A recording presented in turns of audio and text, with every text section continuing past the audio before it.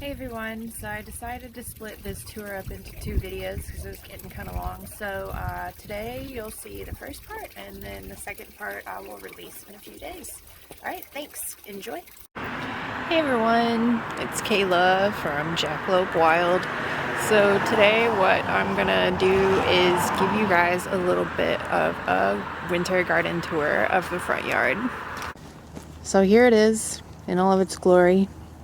It is January 29th, and as you can see, we've got a little bit of snow on the ground, but that is not going to stop us from taking this tour here. So first thing you might notice is that we have a lot of leaves in our garden. So what I'm trying to create up here is kind of like a shady oak savanna type planting. As you can see, we have our glorious mid oak.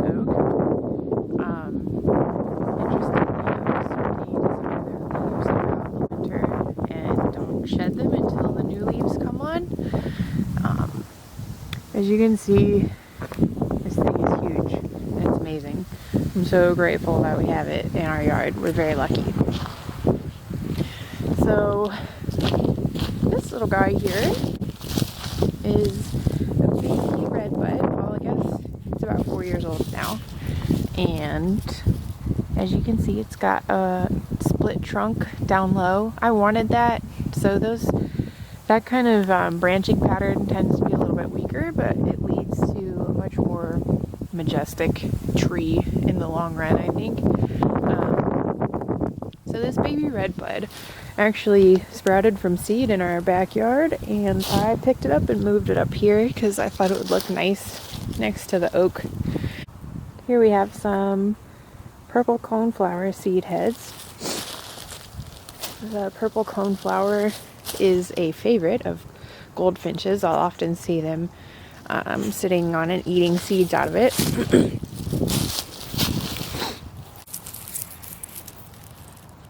So this plant right here, this is late Figwort. This plant is a favorite of pollinators. It's kind of weird looking, like the flowers, they're really tiny, and unless you get up close to them, you can't really see them very well at all. But what you can see from a distance is this kind of the kind of balls on sticks appearance that's going on here. And this is about the size that the flowers are whenever they're blooming, and they're really dark purple. So this guy is a really good one for pollinators, and I think they just look interesting. They're a different plant.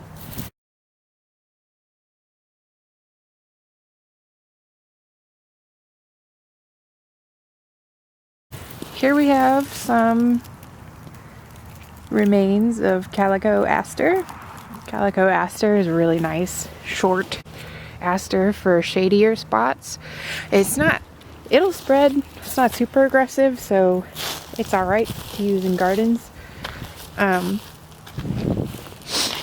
So what we have here is American beet grass. And as you can see, it's starting to green up a little bit here at the base, actually. This grass is really nice. It's got a texture that reminds me of like a more upright, taller version of Japanese forest grass. Like it has a similar gold color to it. And it's another more shade-loving grass. It's really pretty, actually. I think grasses are underappreciated. Here we have a lovely weed.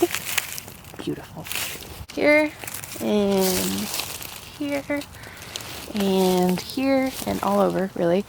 Our little clumps of palm sedge, which I planted last year. Actually, I planted the figwort last year, too. The figwort can get like 6 feet tall, so they're just small right now because they're young.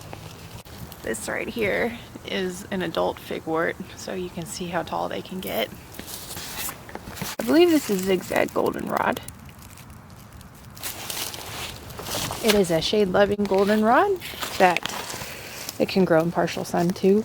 but it's nice for shady spots. It stays fairly small and it brightens up the shade nicely with little sprays of golden flowers in the fall. So here we have what is barely left of the Western Indian Physic. So these guys are gorgeous. Another very underrated garden plant.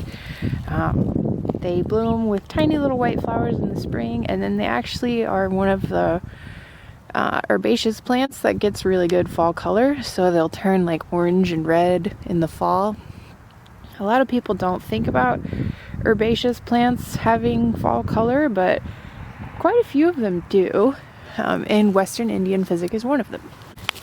Alright, so here we have another one of my favorite grasses. This is poverty oats. I've also heard it called curly grass, and this particular specimen is showing us why. And as you can see, it's stayed pretty green throughout the winter. It's got those nice curly old tendrils left on it still.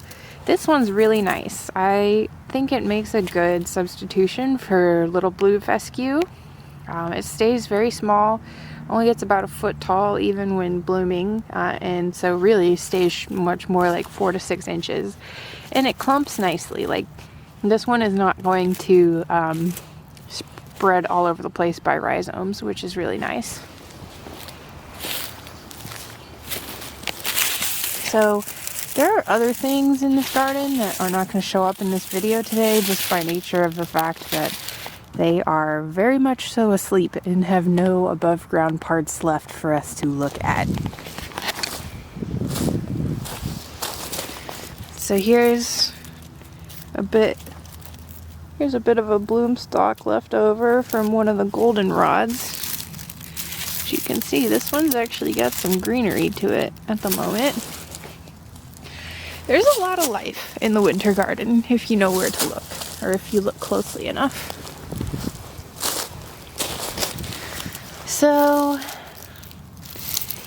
these guys are actually left over from a weed that's like, what is it called? Beefsteak Plant. Yeah, that's what it is. I always forget the name of it for some reason. But it's everywhere. And luckily it's an annual, so as long as I keep pulling it and planting new things, eventually I'll get on top of it. Here we have mint. I think this is clustered mountain mint. I'll double check. But this little mint is nice because it can handle some shade. It does get kind of leggy, so it needs some support from other plants in order to look its best. Otherwise it'll be flopping all over the place. So as you can see, we use logs and at the very front of the garden some stones to edge out the garden. The reason that we leave the leaves on the yard is because a lot of overwintering insects need this, and these leaves will also decompose and turn into soil, make these soils in these beds really rich. It also helps the tree, our dear oak tree, recycle the nutrients that it stores in its leaves during the summer. And also it's mulch, so there's that. Over here we have some Pennsylvania sedge or oak sedge. This is a really nice sedge. It doesn't like a lot of foot traffic, but it is good as a lawn replacement if you have an area that doesn't see a lot of foot traffic. It's also really good as a ground cover in a bed. As you can see, it's spreading throughout this area pretty nicely. And I've got some hellebores in here. Hellebores are not native.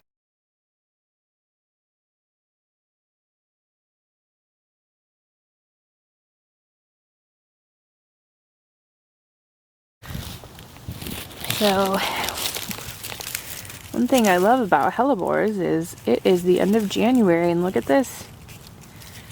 we're starting to get some flower buds opening, which is pretty, this is the reason why I like to have them around, because it's pretty invigorating to see flowers in January.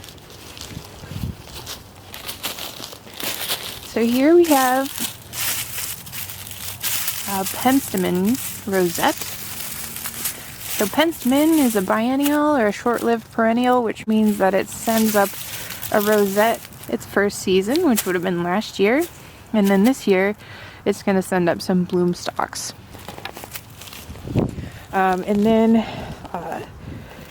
biennials will die after they bloom, so they only live 2 years, but biennials generally reseed pretty well, so as long as they have open space to germinate, you should have them in the garden.